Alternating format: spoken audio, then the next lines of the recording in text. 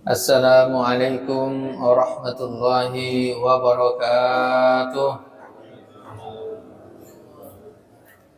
Innal hamdalillah nahmaduhu wa nasta'inuhu wa nastaghfiruh wa na'udzu billahi min shururi anfusina wa min sayyiati a'malina.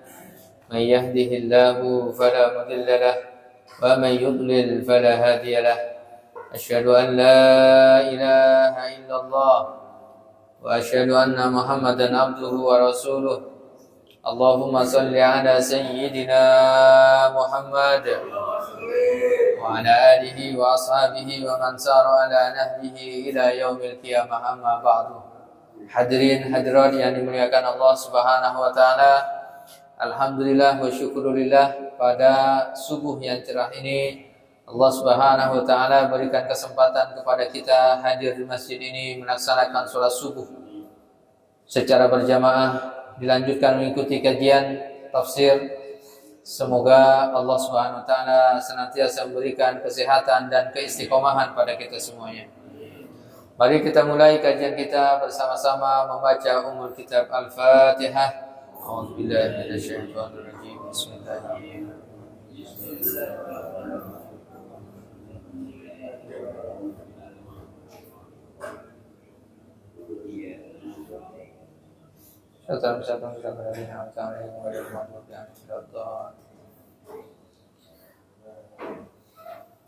Baik Bapak Ibu yang dimuliakan Allah Subhanahu wa taala, kita lanjutkan surah Al-Baqarah sampai pada ayat 128. Subuh ini kita masuk pada ayat 129 dan 130 insyaallah. Mari kita baca bersama-sama dua ayat ini. Semoga setiap huruf yang kita baca menjadi pemberat timbangan kita di yaumil mahsyar. A'udzu billahi minasy syaithanir rajim. Bismillahirrahmanirrahim. Rabbana wab'ats fihim rasulan minhum yatlu 'alaihim ayatika wa yu'allimuhumul kitaba wal hikmata wa yuzakkihim innaka antal azizul hakim. Wa man yarghabu an millati Ibrahima illa man safiha nafsah wa laqad istafainahu fid dunya wa innahu fil akhirati laminas salihin.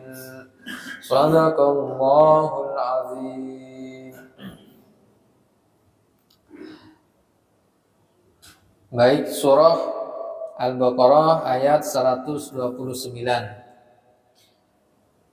Di sini Allah Subhanahu wa taala kembali menjelaskan tentang diijabahnya, dikabulkannya doa dari Nabiullah Ibrahim dan Ismail alaihi wassalam. Pada ayat sebelumnya sebagaimana yang sudah kita jelaskan bahwa ayat sebelumnya menjelaskan tentang doa Nabiullah Ibrahim alaihissalam agar dikaruniai anak keturunan muslimah yang menjadi ummatan muslimah, umat yang senantiasa menjaga dirinya, menyerahkan dirinya hanya kepada Allah Subhanahu wa taala. Dan pada ayat-ayat sebelumnya juga dijelaskan bahwa doa Nabiullah Ibrahim bukan hanya menjadikan, minta kepada Allah, minta dijadikan anak keturunannya sebagai orang-orang yang berhak mewarisi kenabiannya, tetapi juga adalah sebagai keturunan yang berfungsi juga sebagai pemimpin. Maka kemudian ini doa berikutnya Nabiullah Ibrahim alaihissalam. Rabbana, wahai Tuhan kami. Ini doanya. Wa ba'ats fihim. Wa ba'ats, wahai Tuhan kami. Dan ib'ats. Ib'ats ini artinya utuslah. Fihim. Fihim, pada diri mereka atau di kalangan mereka. Para ulama mengatakan himnya ini kembali kemana? Ini ada dua. Fihim ini kembali kepada anak keturunan Nabiullah Ibrahim, atau fihim ini kembali pada ummatan muslimatan pada ayat sebelumnya. Maka maknanya adalah, ya Allah, utuslah dari keturunan Nabiullah Ibrahim, atau utuslah dari umat muslimatan lak, itu anak keturunannya, umatnya, rasulan, seorang rasul, minhum, di antara mereka. Yatslu alaihim ayatika wa yu'allimuhumul kitaba wal hikmata wa yuzakkihim innaka antal azizul hakim. Ini doa Nabiullah Ibrahim alaihissalam yang memang luar biasa. Dengan adanya doa ini ternyata Allah mengijabah. Rabbana, wahai Tuhan kami, ib'as, utuslah, fihim, dalam lingkungan umat itu, seorang rasul, minhum, yang berasal dari mereka.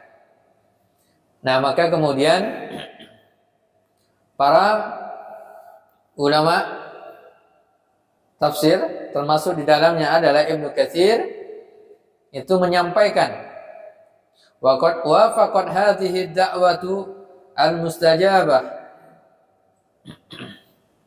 fi ta'yin Muhammadin sallallahu alaihi wasallam rasulan fil ummiyina ilaihim ila sairil a'jamin minal insi wal jinni. Sungguh doa Nabiullah Ibrahim alaihissalam ketika berdoa agar diberikan keturunan, anak keturunan, dia adalah seorang rasul, kemudian dia seorang pemimpin umat, bukan hanya umat manusia, tapi juga umat dari kalangan jin. Diutusnya kepada kalangan manusia dan jin. Dan ini adalah hakikat dari doa Nabiullah Ibrahim alaihissalam yang diijabah oleh Allah Subhanahu wa taala dan memang benar-benar terwujud. Yang menunjukkan bahwa nanti dari keturunan Nabiullah Ibrahim alaihissalam ini akan diutus seorang rasul terakhir, yaitu Nabiullah Muhammad sallallahu alaihi wasallam. Nah, ini sangat luar biasa. Apa pelajarannya? Pelajarannya, jangan pernah kita meremehkan doa kita kepada Allah Subhanahu wa taala. Doa dari ayah dan ibu, doa dari orang-orang soleh, karena doanya itu mustajab. Doa para nabi mustajab, doa orang-orang soleh mustajab, doa orang tua juga mustajab. Makanya kemudian Allah Subhanahu Rasulullah mengatakan ridallah fi ridal walidaini. Ridho Allah itu tergantung dari ridho kedua orang tua. Wa suhtullah, dan murkanya Allah fi suhtil walidaini, tergantung dari murkanya orang tua. Artinya apa? Murka dan ridhonya Allah ini sangat-sangat tergantung. Jadi kalau orang tua itu ridho, Allah ridho. Kalau orang tua murka, Allah pun murka juga. Berarti apa? Murkanya, ya, orang tua ini mustajab. Marahnya orang tua mustajab. Maka hati-hati Ketika orang tua misalnya mengungkapkan kata-kata yang itu bisa bernada doa. Nah, itu walaupun kesal itu jangan diungkapkan bahasa-bahasa yang tidak baik. Ya. Karena itu akan sangat berdampak sekali. Makanya ridho fi ridhol walidain. Ridhonya Allah artinya dia ridho terhadap apa yang diperbuat oleh anak keturunannya, maka Allah pun ridho, meridhoinya. Wa suktullah fi suktil walidaini. Murkanya Allah tergantung orang tua murka enggak. Nah, kemurkaan ini maknanya adalah dalam hal kemaksiatan. Kalau orang tua ini tidak senang, murka terhadap, tidak ridho terhadap anaknya, ya, tidak senang terhadap anak keturunannya melakukan keburukan, maka Allah juga sama. Jadi bukan hanya ya urusan misalnya pribadi dari orang tuanya, tetapi ini menyangkut hubungan ketaatannya kepada Allah Subhanahu wa taala.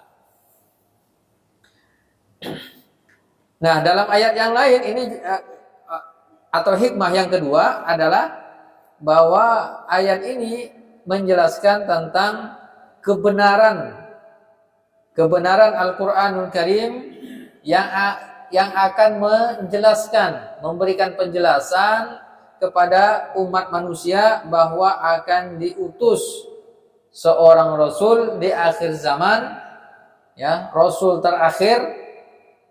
Dan ini juga sudah dijelaskan dalam kitab-kitab Taurat, Injil, yaitu Nabiullah Muhammad sallallahu alaihi wasallam.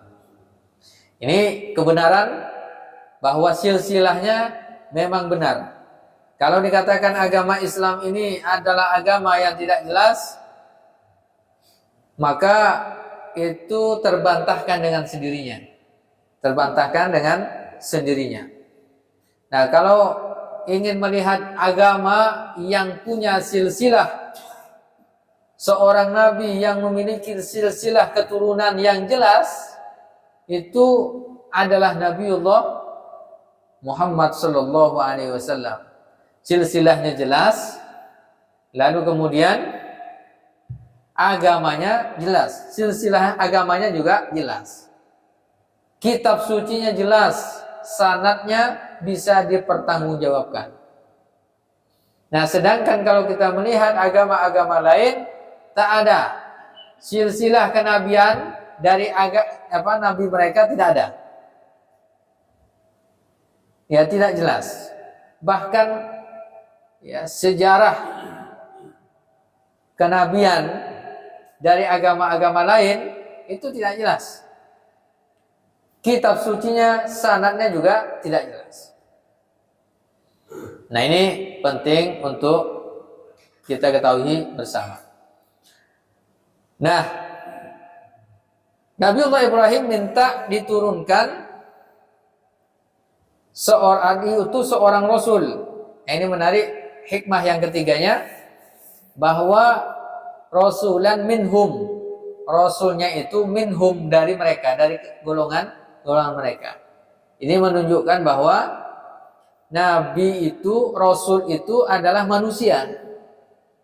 Nabi dan rasul ini adalah manusia, minhum, dari kalangan umat itu sendiri, bukan malaikat.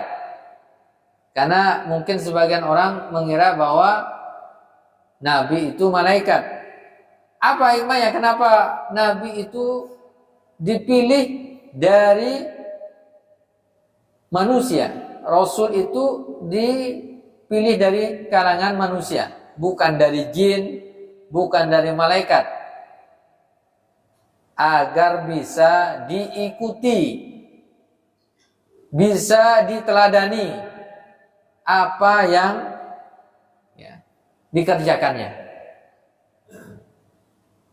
Maka tidak ada yang mustahil dalam masalah ketaatan kepada Allah, ad-da'watu ilallah, ya, dalam dakwahnya, dalam kesehariannya, kemudian hubungan interaksinya dengan dengan keluarganya, dengan masyarakatnya, dengan umat, lalu kemudian dengan Allah Subhanahu wa taala. Semua dilakukan oleh Nabi dan Rasul, dan itu semuanya bisa dilakukan oleh manusia, sehingga tidak ada orang-orang yang kemudian mengatakan, kenapa antum tidak melaksanakan ibadah sholat misalnya seperti Nabi Muhammad SAW? Itu kan Nabi, kita bukan, kan gitu. Dan seakan-akan Nabi itu melakukan itu adalah seorang malaikat, padahal itu bukan. Nah, karena dipilih dari manusia itulah agar manusia bisa mengikutinya. Karena kalau dipilih dari malaikat pasti dibilang itu kan malaikat, kita ini manusia. Ma ana illa basyarum mislukum, kata Allah. Rasulullah mengatakan, saya ini tidak lain dan tidak bukan adalah seorang manusia. Yuha ilayya. Hanya bedanya kita ini Rasulullah SAW ini diberi wahyu, maka dia sebagai rasul. Rasul itu maknanya adalah utusan. Rasul adalah utusan. Nah, ini sangat menarik. Maka kemudian yang berikutnya adalah biasanya dakwah Islam itu lebih mudah diterima kalau dari kalangan sebangsa dan setanah airnya, warna kulitnya sama misalnya, kan gitu ya, bahasa sama, itu akan lebih mudah. Bayangkan kalau seandainya pertama kali diutus di kota Mekah dan Madinah itu adalah orang Eropa misalnya, lalu kemudian datang ke Mekah Al-Mukarramah, budayanya berbeda dan berbeda, itu akan sulit. Maka kemudian pertama kali dakwah itu dimunculkan oleh orang-orang yang ada di sekitarnya, minhum, dari kalangan mereka. Nah, apa peran dan fungsi dari Rasul itu? Nah, ini yang kedua. Poin yang kedua. Peran dan fungsi dari seorang Rasul. Pertama, yatslu alaihim ayatika. Di mana mereka atau Rasul tersebut yatslu, membaca atau membacakan, alaihim, atas mereka, ayatika, ayat-ayat. Nah, ini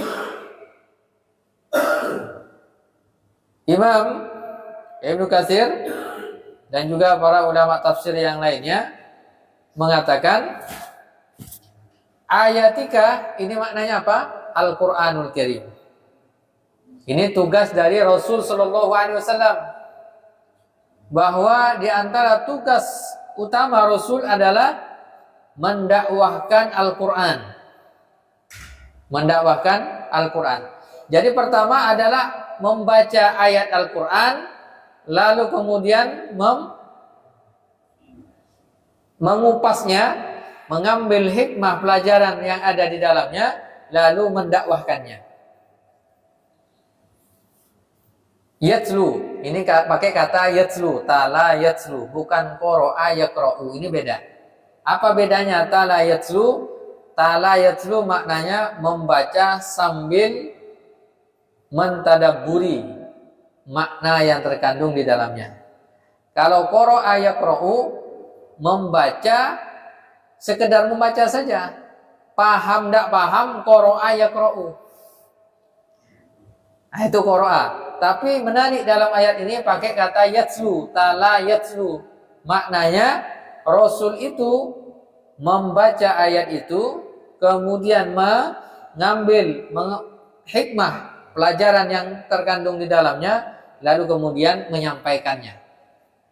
Maka kita umat Rasulullah SAW juga sama. Fahuwa yatslu alaihim liyahfadhuha. Bagaimana Al-Quranul Karim yang ada pada diri kita, mungkin di rumah kita banyak jumlah dari mushaf, begitu juga di masjid-masjid juga banyak. Apa yang mesti kita lakukan? Pertama, yatsluha, membacanya. Pertama, walaupun tidak pakai yatsluha, yaqra'uha. Membacanya dulu, paham tidak paham, baca. Dapat pahala tidak? Tetap dapat pahala. Paham atau tak paham arti atau maksud dalam ayat, tetap dapat pahala. Kalau belum bisa membaca, maka pelajari. Ya, pelajari. Bagaimana cara membaca Al-Quran. Kalau sudah membaca Al-Quran, kemudian apa? Ningkat lagi. Mulailah kita membaca Al-Quran, baca juga terjemahannya.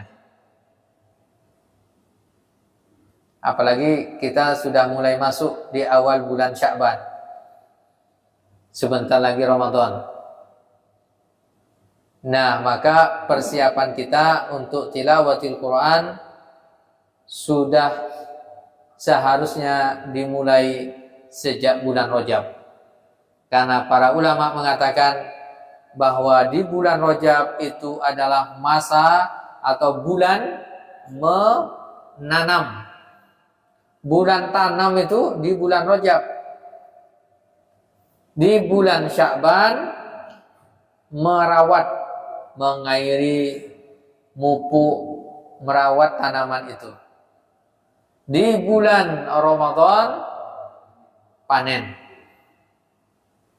Bagaimana orang bisa panen di bulan Ramadan kalau tak ada tanaman yang ditanam? Kenapa? Karena biasanya orang langsung nanamnya di bulan Ramadan. Padahal Ramadan itu ya adalah masa panen. Maknanya apa? Persiapkan amal-amal soleh, amal-amal unggulan di bulan Rajab. Jaga di bulan Sya'ban, istiqomahkan itu. Di bulan Ramadan itu sudah menjadi sebuah kebiasaan. Menjadi sebuah kebiasaan. Terus panen tuh. Udah tak, istilahnya, kalau kita mau olahraga, pemanasannya itu di bulan Rajab. Nah, sudah mulai lari ya, lari cepat. Itu di bulan Sya'ban sudah mulai ini. Di bulan Ramadan udah enak, tak ada lagi apa yang pegal-pegal, tak ada lagi apa? Ya. Syaraf kejepit misalnya. Tak ada lagi macam-macam. Itu di bulan Ramadan itu udah segar aja. Nah, ini banyak terkadang seperti itu. Orang mulai nanamnya di bulan Ramadan. Nah, kalau udah di bulan Ramadan, memulai, disitulah letaknya. Masalahnya di situ. Maka biasanya memulai, karena baru memulai, maka hanya waktu menanamnya itu. Dia karena menanam. Nanam itu ada batas waktunya. Maka biasanya di 10 hari awal bulan Ramadan saja. Bahkan sekarang sudah mulai berkurang, seminggu. Itu semangat, nanam ke masjid. Setelah itu mulai pegal-pegal semua kan? Mulai pegal-pegal semuanya. Tilawahnya juga sama. Amal kebaikannya sama. Itu akibatnya. Tidak ada pemanasan. Nah, pemanasannya di bulan Ramadan. Jadi Ramadan bukan pemanasan. Tancap gas. Nah, ini. Nah, maka terkait dengan Al-Quran khususnya, ya, maka hendaknya kita mulai membiasakannya di bulan Rajab. Rajab sudah selesai, sudah masuk Sya'ban. Nah, di bulan Sya'ban ini mari kita coba membaca. Nah, baca ayatnya, baca juga artinya. Itu terus begitu. Itu insya Allah akan mendapatkan hikmah-hikmah dari Allah Subhanahu wa Ta'ala. Nah, tugas Nabi dan Rasul itu adalah membaca Al-Quran dan membacakannya kepada orang lain. Nah, ini penting. Membaca dan membacakannya, mengkajinya. Ayat-ayat Al-Quran itu dikaji. Maka ayat Quran itu bukan hanya sekedar pengusir jin aja. Tidak hanya berfungsi sebagai pengusir jin. Untuk ruqyah misalnya kan. Untuk ruqyah saja, bukan hanya itu. Fungsi utamanya ayat-ayat Al-Quran itu sebagai pedoman hidup manusia. Yatslu alaihim ayatika. Setelah itu naik lagi, setelah dia baca, mentadabburi, mengkaji, usahakan liyahfazuha bi alfaziha kama nuzilat. Bagaimana dia menghafalnya? Ngafal Quran. Usahakan ngafal Quran. Nah, ngafal Quran yang baik itu apa? Ya. Itu ngapal 1 kali seumur hidup. Nah, itu bagus. Ngapal, prinsip nih, ngapal Quran. Menghafal Quran cukup sekali seumur hidup. Seumur hidup sekali saja ngapal Quran. Murojaahnya seumur hidup.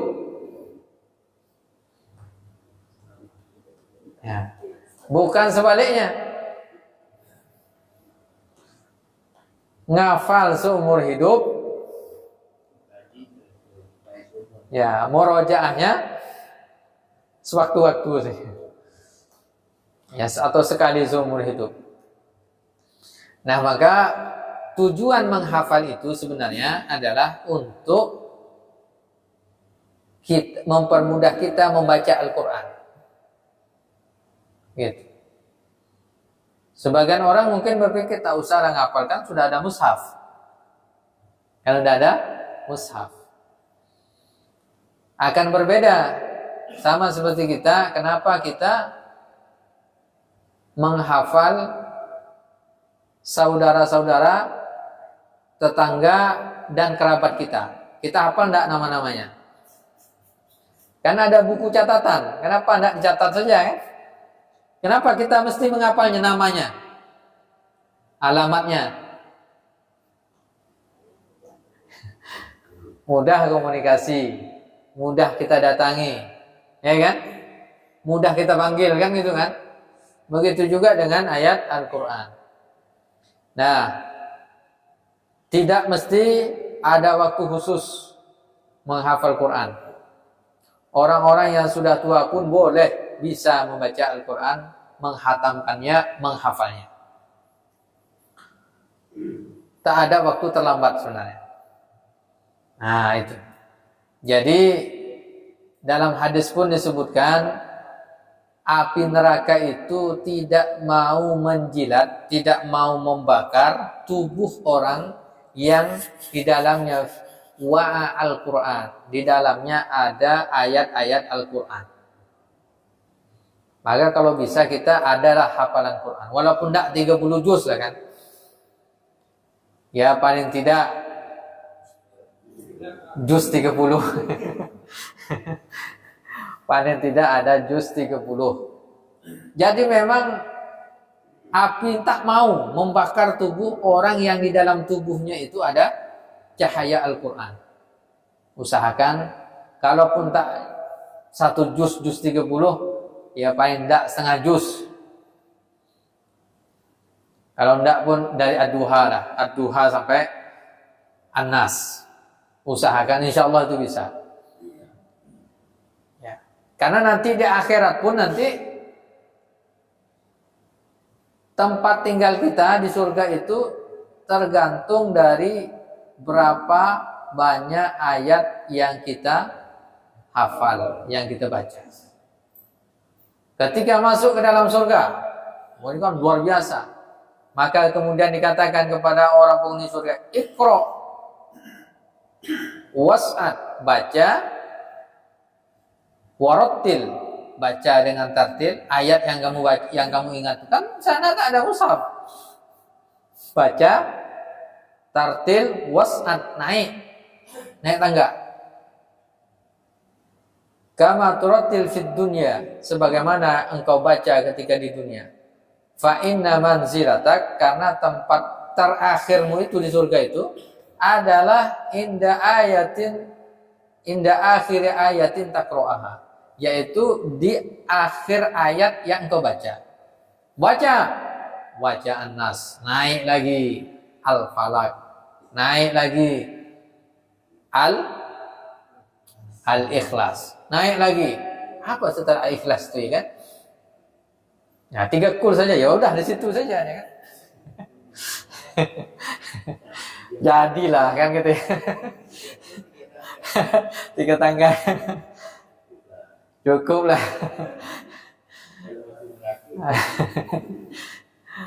Nah, paling tidak apa? Kenikmatannya kalau kita ini 1 surat juz 30. Nah gitu. Nah ini kenikmatannya luar biasa. Nah ini tentang ayat Quran. Yang apa yang kita baca ternyata nanti kita ingat itu di akhirat. Diminta dibaca. Ayat Quran inilah yang kemudian yang kita baca di dunia dibaca juga di akhirat. Ini sangat luar biasa. Kalaupun belum bisa mengapa, tak ada masalah. Tilawah saja. Baca Al-Quran. Usahakan kita punya program menghatamkan Quran. Tidak hanya di bulan Ramadan, tapi di 12 bulan. Misalnya 1 tahun 2 kali hatam, berarti 6 bulan sekali hatam. Itu udah ini. Atau 1 tahun sekali.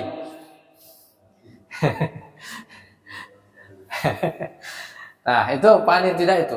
Karena itu tadi, orang yang biasa dekat membaca Al-Quran nanti di alam kubur selamat dari pertanyaan mungkar dan nakir, selamat dari siksa kubur, badannya tidak akan dimakan oleh cacing tanah, dia akan utuh badannya. Kenapa? Di dalam tubuhnya ada cahaya Al-Quran. Di akhirat pun nanti dia akan diselamatkan oleh Al-Quran itu. Nah ini yatslu alaihim ayatika. Sangat luar biasa, bangga kita. Ya, bagaimana Nabiullah Muhammad SAW diberikan mukjizat Al-Quran itu. Maka yatslu alaihim ayatika. Kita baca. Yang kedua, wa yu'allimuhumul kitab. Diajarkan, ditaklimkan, diajarkan kepada orang lain. Ya, dia harus sampaikan apa yang kita pahami dari ayat Quran, kita sampaikan. Nah, Abu Bakar Siddiq radhiyallahu anhu ketika menerima ayat Al-Quran dari Rasul sallallahu alaihi wasallam, dakwah pertama kali Rasul ketika di Gua Hira, yang didapatkan apa? Surah Al-Alaq ayat 1 sampai 5. Itu yang disampaikan, dibacakan di Abu Bakar Siddiq radhiyallahu anhu. Ternyata Abu Bakar Siddiq radhiyallahu anhu masuk Islam kan? Dan Abu Bakar Siddiq radhiyallahu anhu bacakan itu juga pada sahabat yang lain, orang-orang Quraisy. Ternyata alhamdulillah bermodal 5 ayat Utsman bin Affan masuk Islam di hadapan Abu Bakar Siddiq radhiyallahu anhu. Ini luar biasa. Modalnya 5 ayat. Ada 1 masuk Islam. Ya, umat Islam sekarang ini banyak modalnya. Ya. Tapi kemudian ya, mungkin banyak yang belum mendapatkan hidayah. Nah, ini ta'lim Al-Quran. Mesti kita ajarkan Al-Quran itu pada orang lain. Paling tidak Al-Quran diajarkan kepada anak cucu kita. Kita mengajarkan membacanya. Kalau kita tak memungkinkan, dorong anak keturunan kita untuk mengaji. Gitu. menegakkan aturan-aturan dalam Al-Quran sesuai dengan pemahaman para ulama. Wal hikmatah, dan mengajarkan al-hikmah. Hikmah ini para ulama tafsir mengatakan adalah as-sunnah, yaitu hadis-hadis Rasulullah SAW. Jadi tugas Nabi dan Rasul membacakan ayat Quran, mengajarkan Al-Quran dan hadis. Kenapa? Karena Al-Quran dan as-sunnah itu kita bisa mengetahui mana hak, mana batil, mana benar, mana salah, mana halal, mana haram. Wa yuzakkihim, dan tugas berikutnya adalah wa yuzakkihim, mentazkiyah umat, membersihkan hati umat. Nah, ini. Jadi bukan hanya tugas Nabi dan Rasul itu secara teori, pemahaman saja yang diperbaiki, tetapi juga adalah hatinya. Maka ini penting. Ada 3 komponen melalui ayat ini yang tidak boleh lepas, yang selalu kita jaga. Pertama adalah pemahaman kita tentang keislaman. Yang kedua adalah hati kita, ya kan? Dan yang ketiga adalah fisik kita. Fisik ini nanti terkait dengan adab-adab, hikmah, ya, implementasi dari itu. Maka 3 hal ini, ya kan? Teorinya, pemahamannya, lalu kemudian hatinya, dan yang ketiga adalah fisiknya, kebugarannya, kemudian juga adalah, ya, adab-adabnya, implementasi dari syariat, gitu ya. Hati ini kenapa diperhatikan juga oleh Rasul? Karena orang itu banyak bermaksiat bermula dari hati. Dan hati ini dia bermaksiat juga karena faktor-faktor pendukung. Di antaranya apa? Faktor pikiran, faktor mata. Maka ada istilah dari mata turun ke dari mata turun ke hati. Nah, hati yang buruk, hati yang, maka Rasulullah mengatakan, ya, idza akhta'a abdun, kalau ada seorang melakukan kesalahan, kemaksiatan, ada nuktatus sauda, ditempelkan nuktatus sauda, titik hitam di dalam hatinya. Ketika dia beristighfar, maka hilang titik hitam itu. Tapi ketika melakukan lagi, ditambah lagi. Yang seharusnya 1 titik tadi jadi 2 titik. Terus begitu. Berapa banyak orang yang banyak maksiatnya, tidak tobat-tobat. Itu berapa titik itu? Bahkan bisa menjadi keras, menjadi, ya menjadi debu yang melekat kuat, ya, tak hilang-hilang hanya dengan istighfar saja. Maka syariatkan juga untuk sholat taubat, mandi taubat, sholat taubat, setelah itu istighfar. Itu kalau hubungannya dengan Allah. Kalau maksiatnya dengan manusia, maka dia minta maaf, khususnya di bulan Sya'ban ini. Dalam hadis disebutkan di bulan Sya'ban ini Allah Subhanahu wa taala akan mengampuni, khususnya di pertengahan bulan Sya'ban. Allah Subhanahu wa taala menurunkan rahmatnya, lalu kemudian Allah sampaikan, ya, kepada para malaikat, ampuni dosa-dosa hambaku itu. Illa 2 orang, kecuali 2 golongan. Yang pertama, li musyrikin, orang yang syirik menyekutukan Allah. Dan yang kedua, musyahin, orang yang saling bermusuhan. Kata Allah Subhanahu wa taala kepada malaikat, yang orang ini tak usah diampuni, biarkan catatannya, kemaksiatannya, dosa-dosanya, biarkan. Hatta yastoliha, sampai keduanya berdamai. Maka ampunan Allah ini sangat luar biasa di bulan Sya'ban ini. Maka seharusnya maaf-maafan itu di bulan Sya'ban, bukan di akhir Ramadan, apalagi di Idul Fitri. Itu udah telat banget itu. Menjelang Ramadan nih, di bulan Sya'ban ini, jernihkan hati, hubungan dengan Allah, bersihkan hati kita. Dengan manusia udah lapang, udah selesai. Nah, maka hati kita akan jernih gitu. Dosa-dosa diampuni oleh Allah. Di Ramadan enak kita ibadah. Itulah yang hakikatnya nanti kembali kepada fitri, Idul Fitri, kembali pada fitrah, nol. Tak ada dosa, seperti anak yang baru dilahirkan. Itu dia. Ini udah banyak. Sebagian orang yang malah tak ada ibadah, Ramadan pun tak puasa, tapi paling kencang di Idul Fitri. Kembali Idul Fitri itu seperti bayi yang baru lahir, karena rentetannya seperti itu tuh, gitu. Mentaskiyahnya, kita perbanyak taskiyah ini, taskiyatun nafas, yang membersihkan hati kita. Ini di bulan Sya'ban ini. Innaka antal azizul hakim. Sesungguhnya engkau ya Allah maha aziz, perkasa dan hakim, maha bijaksana. Wallahu a'lam bishawab. Satu ayat rupanya. Silakan Bu. Waalaikumsalam warahmatullahi wabarakatuh. Hubungan orang tua dengan anak kan sudah ada ridho Allah, kalau tidak ada ridho Allah. Sekarang gimana kalau orang tua tuh rasa hati gitu Ustaz? Iya. Jadi kayaknya tuh ceritanya tuh dia tuh banyak, anakku itu nggak mau pilih, anakku begini, aku nggak mau mati di rumah anakku, misalnya gitu ya Ustaz.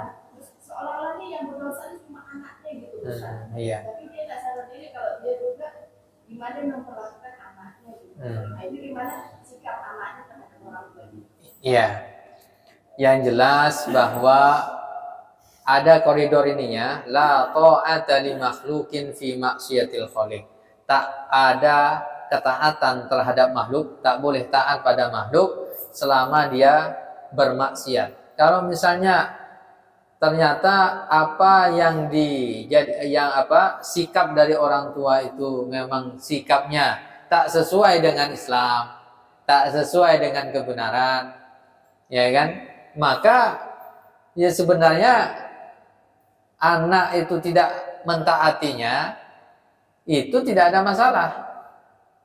Artinya ridho Allah ini enggak Allah Subhanahu wa taala meridhoi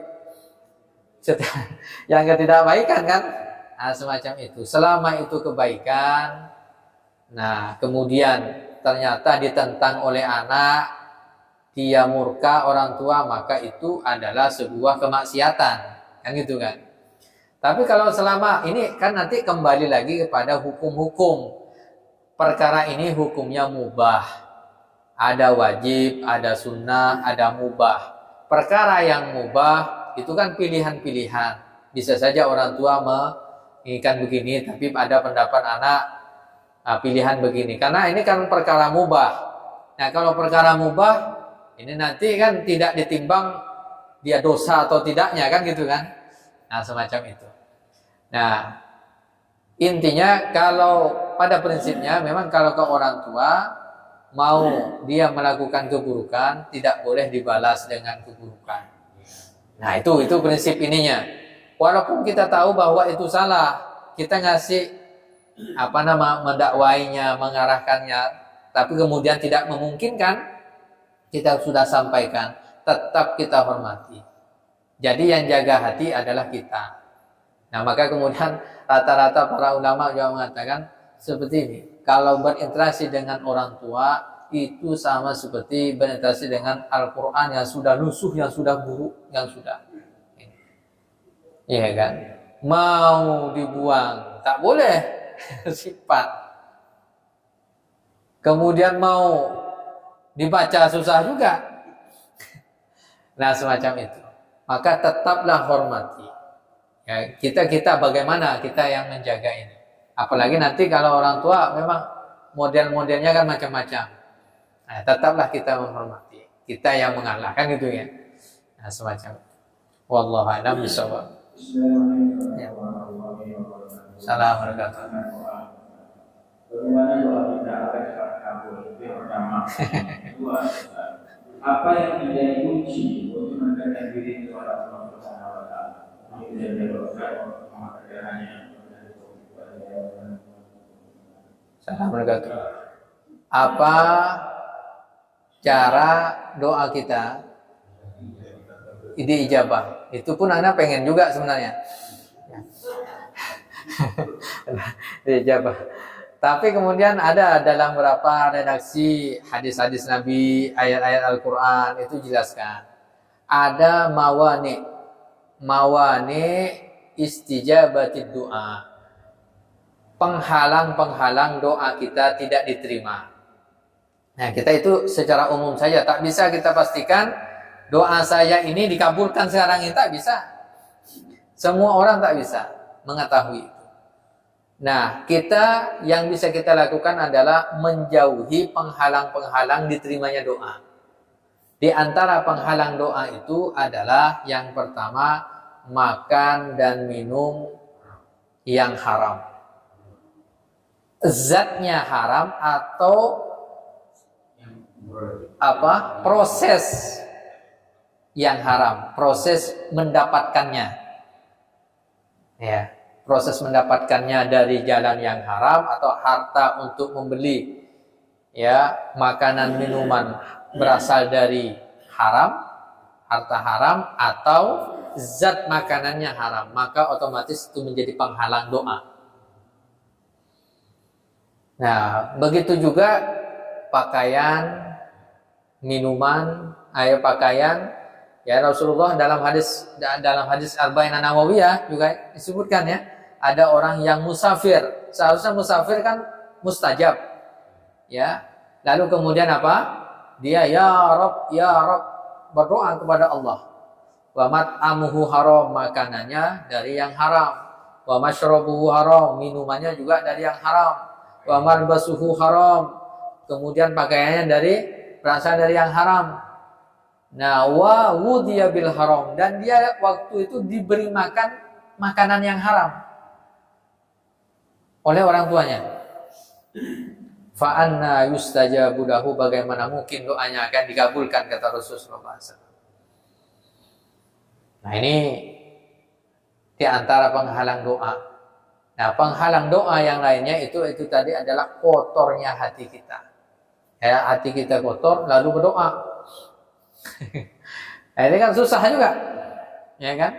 Maka ayatnya iyyaka na'budu wa iyyaka nasta'in. Ibadah dulu kepada Allah, taat, kemudian bersihkan hati. Ya, setelah itu minta kepada Allah. Nah, kebanyakan orang enggak minta terus kepada Allah, ibadah enggak. Nah, ini kemudian itu di antara penghalang-penghalangnya. Insya Allah dengan cara begitu kita akan dikabulkan. Kalau udah tak ada melakukan, kita udah berdoa nih, tapi ternyata kok kayaknya tidak istijabah. Rasulullah mengatakan juga dalam hadis yang lainnya, kalau kita berdoa tak ada penghalangnya, maka dikabulkan oleh Allah. Tapi bisa dengan 3 cara. Yang pertama, langsung, kalau kita doa langsung diijabah, seperti Nabiullah Ibrahim ini.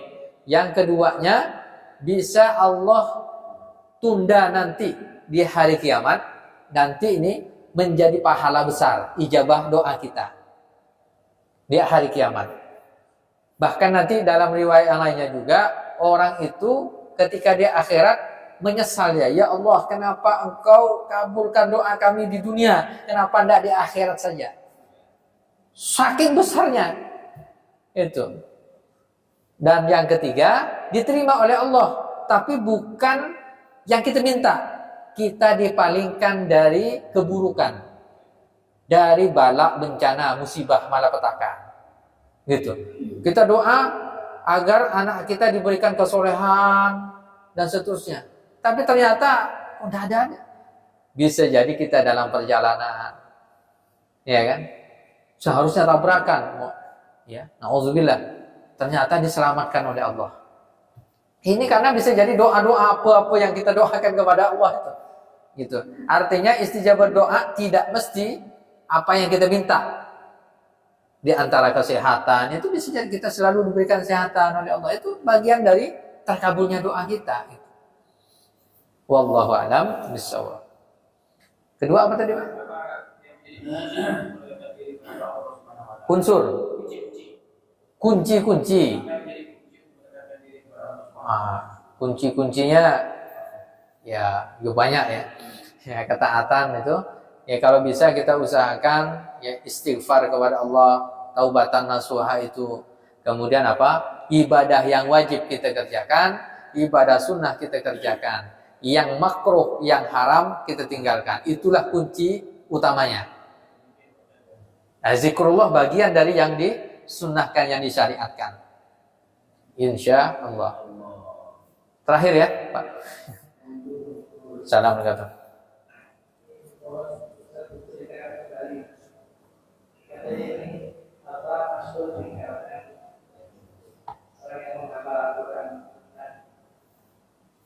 Ibu yang umur 70 tahun itu Oh iya.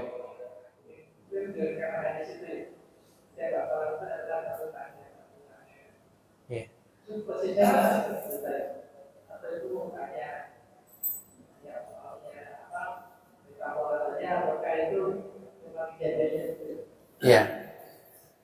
Ya, jadi kalau itu bukan hadis umur 60 tahun itu bukan hadis. Itu pengalaman saya sendiri itu. Nah, itu pengalaman ketika ya, di Depok ya.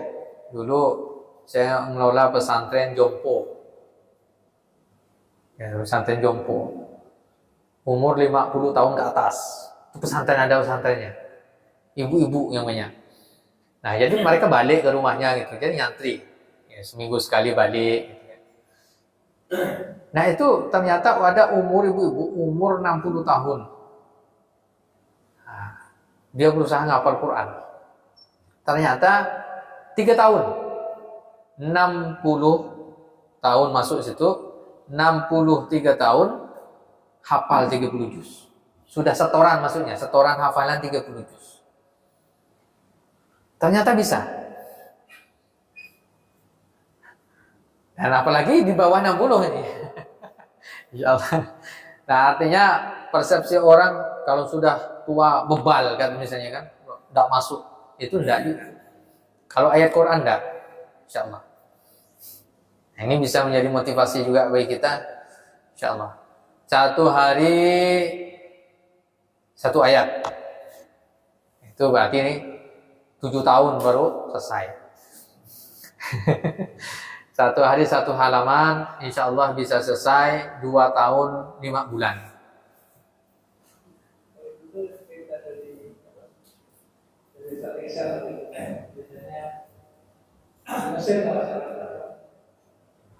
Dari situ, itu mau 72, akhirnya dia minta CD atau kopi atau apa saja. Dan pekerjaannya bisa itu. Dalam 2 tahun apa? Oh. 2 tahun hafal. Akhirnya saya pun mau jadi psikologi ya. Juga lah semua orang. Itu tuh udah hafal. Kalau bisa 2 tahun. Itu tunggu sudah bertemu semuanya kan.